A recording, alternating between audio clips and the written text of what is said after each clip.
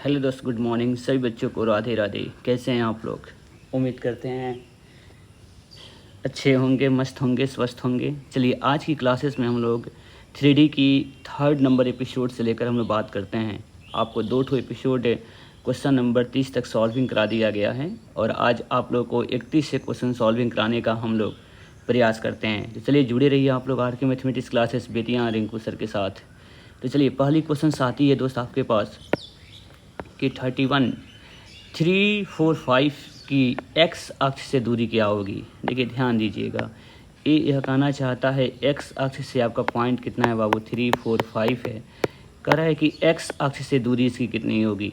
तो आपको x axis पे जानते हैं एक्स का तो मान रहेगा और वाई जेड क्या रहेंगे, आपको पास 0 रहेंगे। तो इसके बीच की दूरी निकालनी है।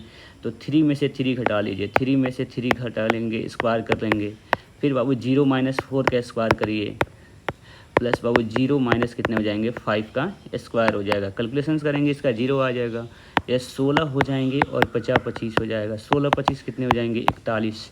रूट ओवर कितने हो जाएंगे, 41। एक चीज़ आप इसमें आप इसकी शॉर्टकट तरीका सीख सकते हैं। अगर आपको एक्स एक्सिस की से दूरी पूछता है तो y square plus z square का रूट कर लीजिए, यानी कि 4 का स्क्वायर प्लस बाबू कितने हो जाएंगे, 5 का स्क्वायर। अगर आपको यही इसी क्वेश्चंस का पूछता है वाई एक्सिस से दूरी बताइए तो वाई को छोड़ देंगे, कितना हो जाएगा, √3 का स्क्वायर प्लस कितने हो जाएंगे, 5 का स्क्वायर। यह वाई अक्ष से दूरी है, यह वाई अक्ष से दूरी है। समझ रहे हैं ना? तो ये बहुत ही इम्पोर्टेंट क्वेश्चंस हैं। आप इस क्वेश्चंस को देख लीजिएगा और आप इसको कर लीजिएगा। चलिए आगे चलते हैं। क्वेश्चन नंबर 32 में देखिए, कहना चाहता है कि कोई प्लेन का इक्वेशन दिया गया है। कह रहा है कि इसके समानांतर किसी समतल का समीकरण है। समानांतर होने का मतलब होता है कि एक्स वाई जेड का कोफिशिएंट हमेशा बराबर होगा। तो आप देखिए इसमें कौन कौन सी संख्या बराबर होती है। 5 - 6 + 7, 5 - 6 + 7 आपके पास यहाँ पे भी है, 5 - 6 + 7 यहाँ पे भी है। ये तो गलत हो जाएगा, ठीक है ना। लेकिन इसमें देखिए, इस समानांतर होने के लिए आपको ज़रूरी ध्यान रखना है कि यह आपको -8 जो है, इसे -8 सेम डाल दिया है। इसमें +7 है, इसमें क्या लिखा हुआ है बाबू, -7। तो इसलिए ऑप्शन नंबर सी जो है गलत हो जाएगा। वह देखिए, इसे -7 दिया गया है, इसमें क्या दिया गया है, +7। तो 5x - 6y + 7z option number Apple सही हो जाएगा। एक्स वाई जेड का कोफिशिएंट हमेशा बराबर होना चाहिए, ठीक है ना। तो ऑप्शन नंबर आपको एप्पल सही हो जाएगा। उसके बाद आते हैं क्वेश्चन नंबर 3। कह रहा है जेड एक्स प्लेन का समानांतर क्या होगा, जेड एक्स प्लेन का। तो जेड एक्स प्लेन में बाबू वाई इक्वल टू क्या होता है, 0 होता है ना। तो आप इसमें देख सकते हैं वाई का मान बाबू कितना हो जाएगा, के हो जाएगा। क्योंकि जेड एक्स प्लेन में वाई का मान आपके पास 0 होना चाहिए। तो यहाँ पे कोई ना कोई कांस्टेंट जरूर रहेगा, तब हम लोग कह सकते हैं कि यह समानांतर होगा। उसके बाद क्वेश्चन नंबर 34 में देखते हैं। कह रहा है कि 0 मूल बिंदु हो तो इसको ए से हो तो ओ ए निकालिए। ओ ए का मतलब होता है ए के कोफिशिएंट में से ओ के कोफिशिएंट को घटा देना है। मूल बिंदु होने का मतलब 0 0 0 0 0 हो जाएगा। तो x में से बाबू 0 घटाइएगा, तो x - 0 आई प्लस कितने हो जाएंगे, y - 0 जे हो गया। फिर बाबू यह z माइनस कितने हो जाएंगे, 0 × k हो जाएगा। तो एक्स आई प्लस वाई जे प्लस क्या हो जाएगा, जेड के। तो आप ऑप्शन नंबर कौन सा देख सकते हैं, सी देख सकते हैं। तो आप कोई भी 2 पॉइंट हो, अगर आपको ओ ए वेक्टर निकालना है तो इसमें ध्यान रखिएगा कि सेकंड वाले में से फर्स्ट के कोफिशिएंट को घटाकर आई जे लगा देना होता है। तो आप ऑप्शन नंबर सी देख सकते हैं। 35 नंबर क्वेश्चन में देखिए, कहना चाहता है दिक को ज्या होने वाली 2 रेखाओं के बीच में थीटा हो तो कॉस थीटा का मान क्या होता है। तो डायरेक्टली फार्मूला आ गया है। कॉस थीटा का फार्मूला होता है L1 L2 + M1 M2 + N1 N2। Option number C, ये बिल्कुल 2 आपको रेखाओं के बीच में कोण निकालने का फार्मूला है। इसको आप याद रखे रहेंगे, ठीक है ना। ये डायरेक्टली फार्मूला पूछा गया है। उसके बाद क्वेश्चन नंबर 36 देखिए, कह रहा है कि दिक अनुपात डायरेक्शन रेशियो दिया गया है तो उसकी डायरेक्शन कोसाइन निकालिए। देख रहे हैं 16 में पूछा, 20 में पूछा, 24 में पूछा, 26 में पूछी जाएगी दोस्त, ये ध्यान देना है। तो इसकी डायरेक्शन कोसाइन निकालना है तो 1/√ओवर सबका स्क्वायर कर दीजिए। 1 का स्क्वायर प्लस 3 का स्क्वायर प्लस 5 का स्क्वायर बाबू कितना हो जाएगा। फिर उसी प्रकार 3 बटा डॉट डॉट और बाबू ये 5 बटा कितने हो जाएंगे, डॉट डॉट, बीच में कॉमा रहेगा दोस्त। तो ये 50 25 25 आए 26 हो जाएगा, 26 9 करेंगे 26 और 9 9 6 15 35 हो जाएगा, ठीक है ना। तो 1/35 रूट अंडर 35, 3/√35 और 5/√35। ऑप्शन नंबर कौन सा सही हो जाएगा? एप्पल सही हो जाएगा। यानी कि डी का अनुपात दिया गया है, डायरेक्शंस रेशियो दिया गया है, तो आप डायरेक्शन कोसाइन बिल्कुल निकाल सकते हैं। अब आते हैं क्वेश्चन नंबर 37 में। आइए, कह रहा है कि इसके बीच की क्या निकालनी है? दूरी निकालनी है। तो बाबू x2 - x1 का होल स्क्वायर कर लीजिए, -1 -4 करिएगा तो बाबू +4 हो जाएगा, स्क्वायर कर लीजिए। फिर 1 प्लस कितने हो जाएंगे? 3 का होल स्क्वायर। फिर बाबू -5 और -7 का होल स्क्वायर हो जाएगा। आप कैलकुलेशंस बताइए कितने हो जाएंगे? 3 का स्क्वायर बाबू 9 हो जाएगा, 4 चौका 16 हो जाएगा, 7 5 12 144 हो जाएगा। कैलकुलेशन करेंगे तो 169 आएगा, मतलब 13 आएगा। इसका आंसर कितना हो जाएगा? 13। दो ठो पॉइंट के बीच की दूरी निकालने की फार्मूला आप तो जानते ही हैं, इसलिए इसका आंसर कितना हो जाएगा? 13 हो जाएगी। अब आते हैं क्वेश्चन नंबर 38। देखिए, कह रहा है कि अगर अल्फ़ा बीटा कोण बनाती है तो इसमें कौन सा संबंध सही है? Sine square alpha plus sine square beta plus sine square का मान 1 होती है, बिल्कुल गलत बात है। कॉस में 2 गलत बात, इसमें साइन में अगर 2 होता है, कॉस में 1 होता है, तो इसलिए ऑप्शन नंबर डब्बा सही हो जाएगा। Cos square alpha plus cos square beta plus cos square gamma की मान 1 होती है। तो आप इसको फार्मूला को याद कर लीजिएगा, ये बार बार क्वेश्चन पूछी जा रही है, ठीक है। उसके बाद आता है अंतःखंड के रूप में तल का समीकरण क्या होता है? इसको बोलते हैं इंटरसेप्ट। कोई भी इंटरसेप्ट प्लेन होते हैं तो उसका फार्मूला होता है x/a, y/b और z/c बराबर 1 होता है। तो ऑप्शन नंबर कौन सा सही हो जाएगा बाबू? बॉल। ये फार्मूला है अंतःखंड के रूप में। ये फार्मूला जरूर आप याद करिएगा, x/a + y/b + z/c बराबर 1 हो जाएगा। अब आना चाहता है 40 नंबर में कि मूल बिंदु से दूरी बताइए। मूल बिंदु से जब भी दूरी पूछा जाएगा तो जो पॉइंट पूछा जाएगा उसी का स्क्वायर कर दीजिए। तो -3 का स्क्वायर प्लस -4 का स्क्वायर प्लस -5 का स्क्वायर हो जाएगा। तो कैलकुलेशंस करिएगा तो बाबू 25 25 50 हो जाएगा। 50 को लिख सकते हैं हम लोग 5√2। कितना लिख सकते हैं? 5√2। 50 25 दूनी 50 होती है, तो इसलिए 5√2 इसका आंसर हो जाएगा, ठीक है। चलिए, जब भी मूल बिंदु से पूछा जाएगा तो उसका सभी पॉइंटों का स्क्वायर का सम √ओवर में कर देंगे, आंसर आ जाएगी। अब कहना चाहता है क्वेश्चन नंबर 41। देखिए, कह रहा है कि इसके बीच में क्या निकालना है? कोण निकालना है। कोण निकालने का फार्मूला देखिए बाबू, ध्यान दीजिएगा। तो इसमें cos थीटा बराबर क्या होता है? cos थीटा बराबर होता क्या है? L1 L2 plus M1 M2 plus N1 N2 होगा। तो इसका डायरेक्शन को साइन पता होना चाहिए। तो दोस्त इसको ऐसे आप समझ लीजिएगा, x बटा लिखा हुआ है 1/2 और इसको पलट दे रहे हैं, y बटा कितने हो जाएंगे? 1/3 हो जाएगा। z बटा कितने हो जाएंगे? -1। फिर बाबू ये वैल्यू काम करेगा L1 का, ये वैल्यू काम करेगा M1 का और ये वैल्यू काम करेगा N1 का, ठीक है। फिर उसी प्रकार यहाँ पर भी काम करिएगा। x बटा कितना हो जाएगा? 1/6, क्योंकि 1/6 को पलटेंगे तो 6x आ जाएगा। y बटा बाबू -1 हो गया और z बटा कितने हो जाएंगे? -1/4 हो जाएगा, ठीक है। तो आप इसको मल्टीप्लाई करिए, बताते हैं आपको। यानी कि 1/2 को गुना करेंगे 1/6 से, 1/2 गुने 1/6 प्लस -1/3 बाबू, 1/3 इंटू -1, फिर बाबू -1 इंटू -1/4। कैलकुलेशंस करिए, 1/12 हो जाएगा, -1/3 आ जाएगा, प्लस बाबू 1/4 हो जाएगा। आप इसके एलसीएम निकाल लीजिए, ये हो जाएंगे 12, 1 - 3 चौका 12, 4 3 12 प्लस 3, 3 1 4, 4 में 4 गए 0, 0/12 आ रहा है, मतलब 0 आ रहा है। कॉस थीटा का मान बाबू कितना आ गया? 0। कॉस थीटा में 0 कितना डिग्री का मान होता है? तो 90 डिग्री का मान। इसका आंसर हो जाएगा बाबू 90 डिग्री। 90 डिग्री है, 90 डिग्री का मतलब हो जाएगा π/2। ऑप्शन नंबर कौन सा सही हो जाएगा? एप्पल हो जाएगा। ये बहुत ही अच्छी क्वेश्चन है, आप इसके बीच का कोण निकाल सकते हैं, ठीक है। चलिए, आप इसको क्वेश्चंस को बना लीजिए कॉपी पे, जिसके कारण आपको सॉल्व समझ में आ जाएगा दोस्त। अब आते हैं कि हम लोग का इसका दिक् अनुपात बताना है। दिक् अनुपात, डायरेक्शन रेशियो। तो बाबू direction ratio x y z के कोफिशिएंट को लिया जाता है। 3 4 5 इसका आंसर हो जाएगा, 3 4 5 इसका आंसर हो जाएगा। अब आना है कि किसी भी पॉइंट से किसी तल के बीच की दूरी निकालना। तो ध्यान दीजिएगा, तल कितना लिखा हुआ है 2x minus 3y plus 6z बराबर बाबू -7 हो जाएगा। तो यहाँ पे माइनस नहीं होना चाहिए, माइनस को आप इधर भेजेंगे तो हो जाएगा -2x प्लस कितने हो जाएंगे 3y प्लस बाबू माइनस कितने हो जाएंगे 6z बराबर कितना हो गया 7। अब पॉइंट हमारा कितना दिया गया है 2 - 3 - 1। इसका फॉर्मूला होता है डिस्टेंस का कि ax1 plus b y1 plus c z1 minus D बटा रूट ओवर या ए का स्क्वायर प्लस बी का स्क्वायर प्लस सी का स्क्वायर, ठीक है ना।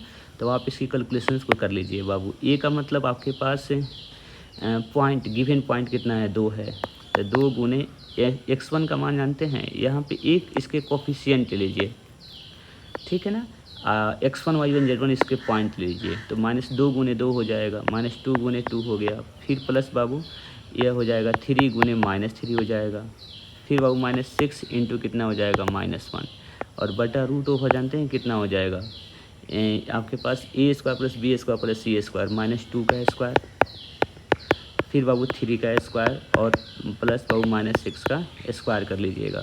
तो माइनस कितने हो जाएंगे -4 -9 और -6, माइनस कितना हो जाएगा 6 हो जाएगा, ठीक है।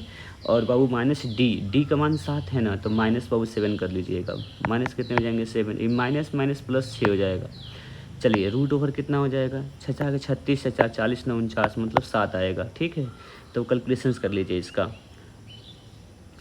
ये 4 और 9 4 9 कितने होते हैं 13, 9 4 13 13 और 7 कितने हो जाएंगे 13 और 7 20 हो जाएगा। 20 में से 6 गया बाबू माइनस कितने हो जाएंगे 20 में से 6 गया -14 बटा कितने हो जाएंगे 7। कैलकुलेशन करिएगा तो -2 आएगा। डिस्टेंस जो है ना मोड में लगा रहेगा, इसका आंसर बाबू 2 हो जाएगा। इसके बीच की दूरी कितने हो जाएगा 2, तो ऑप्शन नंबर कौन सा सही हो जाएगा सी सही हो जाएगा, ठीक है। तो किसी भी पॉइंट से किसी भी आपके पास प्लेन के बीच की दूरी आप निकाल सकते हैं, तो इसका आंसर कितना हो जाएगा दोस्त 2 हो जाएगा। 43 का ऑप्शन नंबर सी हो जाएगा। इसकी फार्मूला एक बार और जान लीजिए आप।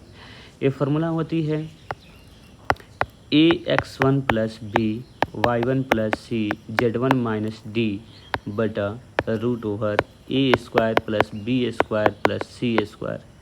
यही डिस्टेंस की फार्मूला होती है, जहाँ x1 y1 z1 क्या होते हैं आपके पास पासिंग पॉइंट होते हैं, मतलब जो पासिंग पॉइंट जो गिवन पॉइंट होते हैं। तो गिवन पॉइंट का मान कितना लिखा हुआ था 2 -3 -1, ठीक है।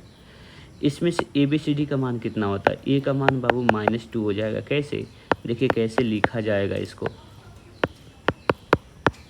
बाबू -7 आ गए, -7 यहाँ माइनस नहीं होना चाहिए था, तो ये -2x प्लस कितने हो जाएंगे 3y माइनस कितने हो जाएंगे 6z बराबर 7 हो जाता है। तो इसमें ए का मान जो होगा ना -2 होगा, बी का जो मान होगा 3 होगा, सी का मान -6 होगा, डी का मान कितना हो जाएगा 7। इस सारी वैल्यू को उठाकर इसमें रख देंगे, आपका आंसर आ जाएगा, ठीक है ना। तो इस फार्मूला पे आप काम करिएगा दोस्त, बन जाएगा, ठीक है।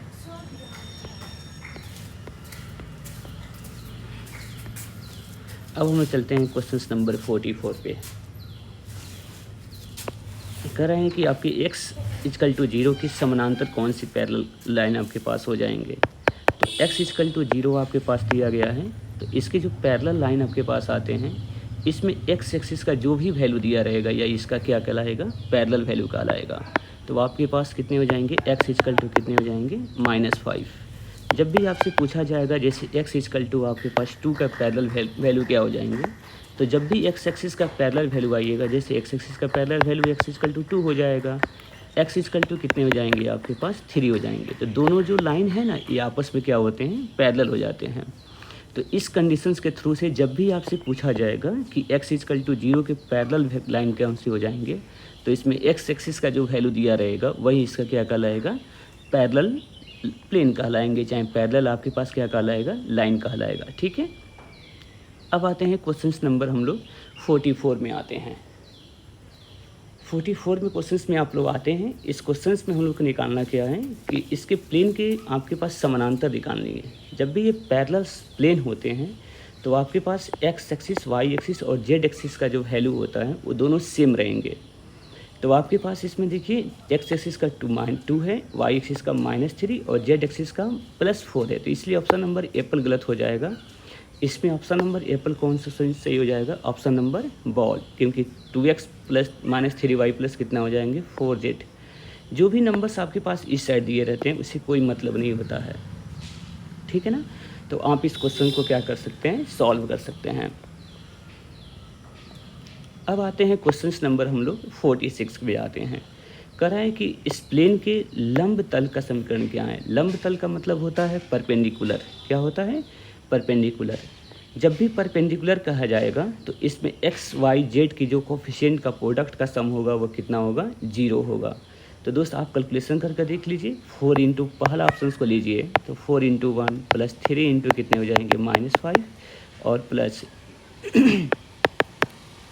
-1 इंटू -11। क्या इसका आंसर 0 आ रहा है? 4 -15 और बाबू ये कैलकुलेशन करिएगा तो 11 आ जाएगा, ठीक है।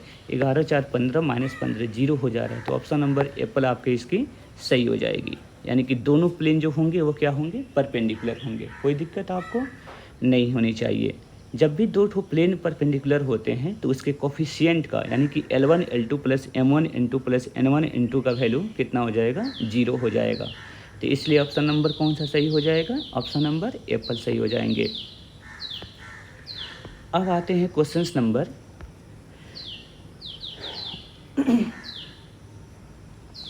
47 पे आते हैं। कह रहे हैं कि ये जो प्लेन दिया गया है एक्स वाई जेड एक्सिस पे काटे गए क्रमशः क्या हैं? इसके इंटरसेक्टिंग पॉइंट निकालनी है। तो दोस्त आपके पास जो भी देखिए ध्यान दीजिएगा, इसका फॉर्मूला होता है x by a plus y by b plus z by c equal to 1 होता है। 1 होता है तो आपको यहाँ पे 1 करना पड़ेगा, अर्थात 2x प्लस कितने हो जाएंगे? y minus Z equal to 5। दोनों साइड आप 5 से डिवाइड कर दीजिए, 5 से डिवाइड कर दीजिए तो 2x कितना हो जाएगा? 5 प्लस बाबू y बटा कितने हो जाएंगे? 5 प्लस बाबू z बटा कितने हो जाएंगे? -5 इक्वल टू 1। तो यहाँ से x का कोफिशिएंट जो आएगा बाबू 5 बाई कितना हो जाएगा? 2 और y बाई 5 हो गया प्लस z बाई कितने हो जाएंगे? -5 इक्वल टू 1।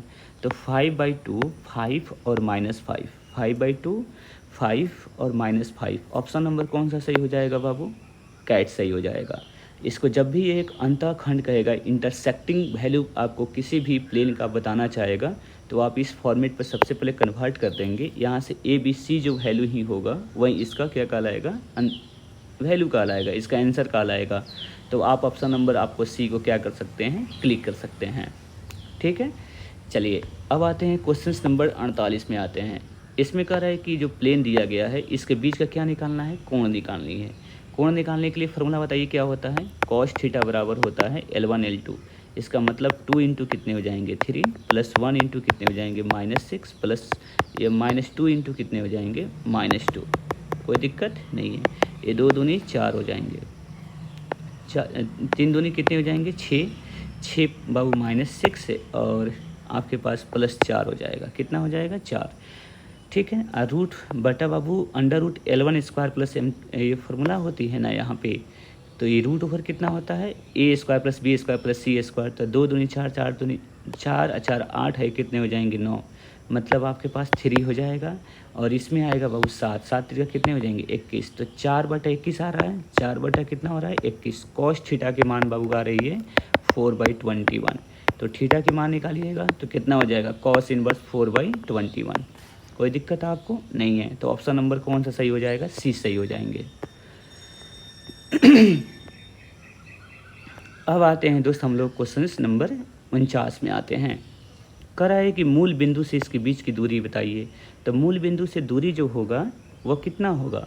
ये आपके पास 2 इंटू बाबू 0 -3 इंटू 0 प्लस 4 इंटू 0 -6 बटा रूट ओवर ये 2 का स्क्वायर प्लस -3 का स्क्वायर प्लस कितने हो जाएंगे? 4 का स्क्वायर, ठीक है। तो कैलकुलेशंस कर लीजिए। ऊपर बाबू -6 आएगा, नीचे कितने आएंगे? 4 9 4 13 13 और 16 कितने हो जाएंगे? 13 और 16 29 हो जाएगा। रूट ओवर कितने हो जाएंगे? 29। तो मॉड में रहेगा 6/29 इसकी आंसर हो जाएगी। 6 बाई कितना हो जाएगा? 29 इसकी आंसर आ जाएगी, ठीक है। तो किसी भी पॉइंट से किसी भी प्लेन के बीच की दूरी आप इसको निकाल सकते हैं। क्वेश्चन नंबर 50 देखिए। कोई भी प्लेन का इक्वेशन दिया गया है, इसके कह रहा है समानांतर इतना है, तो क्या कंडीशन सही है? समानांतर होने के लिए बाबू क्या करना पड़ेगा?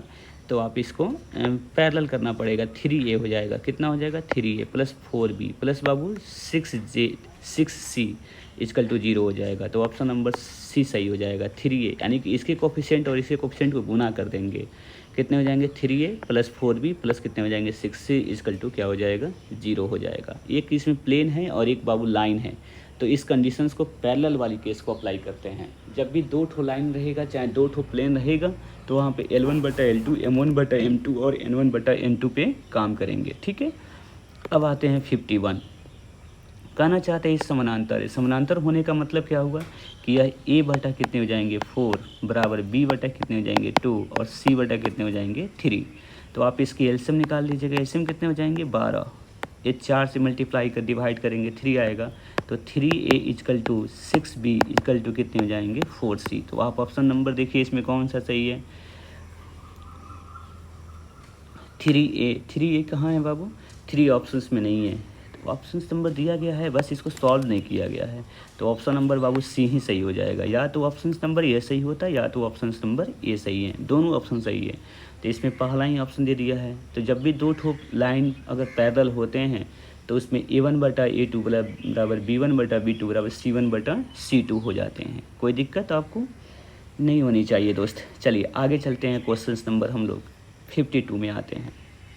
52 में आते हैं कि x अक्ष के दिक्कोज्या का योग कितना होगा। x अक्ष का दिक्कोज्या जानते हैं कितना होता है 100 होता है। इसका योग बताइए, योग का मतलब सम बताइए, आंसर 1 हो जाएगी। आंसर कितना हो जाएगा 1 हो जाएगा। 53 देखिए, 53 नंबर में हम लोग को निकालना है, इसका दिक अनुपात दिया गया है तो दिक्कोज्या निकालनी है, अर्थात 2 इसका सबका स्क्वायर करिएगा बाबू, रूट निकालिएगा ना, 2 का स्क्वायर प्लस -1 का स्क्वायर प्लस तो 1 आ जाएगा, -2 का स्क्वायर करिए 4 आएगा, 4 4 8 1 9 मतलब 3 आ जाएगा। 2/3 -1/3 -2/3 ऑप्शन नंबर कौन सा सही हो जाएगा एप्पल सही हो जाएगा। कोई भी आपको दिक अनुपात दिया गया उसका दिक्कोज्या निकालना है तो आप उतनी संख्या बटा उसके मैग्नीट्यूड से क्या करेंगे डिवाइड कर देंगे, तो आपके पास दिक्कोज्या निकल जाएगा। अब आते हैं क्वेश्चन नंबर 54 में, कह रहे हैं कि दिक्कोज्या दिया, डायरेक्शन कोसाइन दिया गया है तो इसका x की मान निकालनी है। डायरेक्शन कोसाइन का फॉर्मूला होता है L² + M² + N² equal to कितना होता है 1। तो ये 3/77 रूट का स्क्वायर करेंगे तो ये 9 कितने हो जाएंगे 77 बाबू, -2 का स्क्वायर करेंगे 4 कितने हो जाएंगे 77 हो जाएगा, प्लस x² इक्वल टू 1 हो जाएगा। कैलकुलेशन करिए 9 4 13 हो जाएगा, जाके घटेगा तो ये 1 - 13 कितने हो जाएंगे 77 में से 13 घटा लीजिए और आपके पास हो जाएगा 64 कितने हो जाएंगे 77। तो x² का वैल्यू हो जाएगा, तो x का वैल्यू निकालेंगे रूट हो जाएगा 8 देखिए रूट अंडर 77 इसका आंसर हो जाएगा। ऑप्शन नंबर कौन सा सही हो जाएगा बी सही हो जाएगा। ये रिलेशन आपको याद होना चाहिए, L² + M² + N² equal to कितना होता है 1 होती है, ठीक है।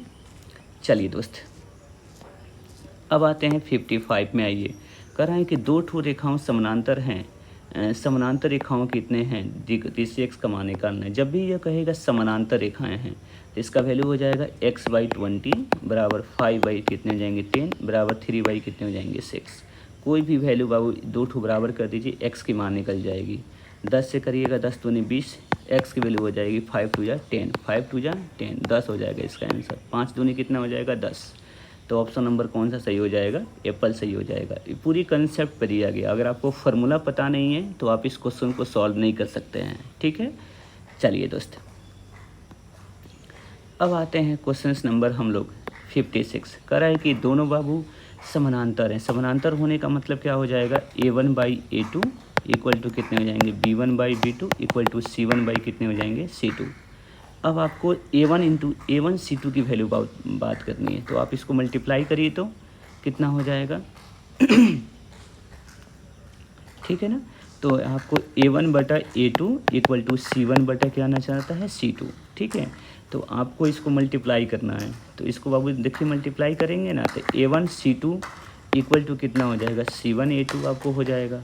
ये बाई में कहना चाहता है A2 लाइए, तो A1 C2 बाबू A2 लाइएगा तो किसका वैल्यू हो जाएगा C1 का। तो ऑप्शन नंबर कौन सा सही हो जाएगा डब्बा सही हो जाएगा, ठीक है। तो ये डब्बा आपको बिल्कुल सही हो जाएगा। इस रिलेशंस को देखिए कि इसमें ए और सी दिया गया है, तो ए वाला टर्म्स और सी वाला टर्म्स को बराबर कर कर आप इसकी वैल्यू को निकाल सकते हैं। मतलब A1 C2 A2 दिया गया तो इसका आंसर क्या हो जाएगा, C1 हो जाएगा। जो नहीं दिया रहेगा बाबू वहीं इसका आंसर हो जाएगा। ठीक है, अब आते हैं क्वेश्चन नंबर देखिए 57। कह रहा है कि ये दोनों पैरेलल रेखाएं हैं, समानांतर हैं, तब इसकी इक्वेशंस क्या हो सकता है। तो बाबू देखिए 2y कितना हो जाएगा आपके पास, x बराबर हो जाएगा 3y कितने हो जाएंगे आपके पास y, और 5y कितना हो जाएगा आपके पास 4।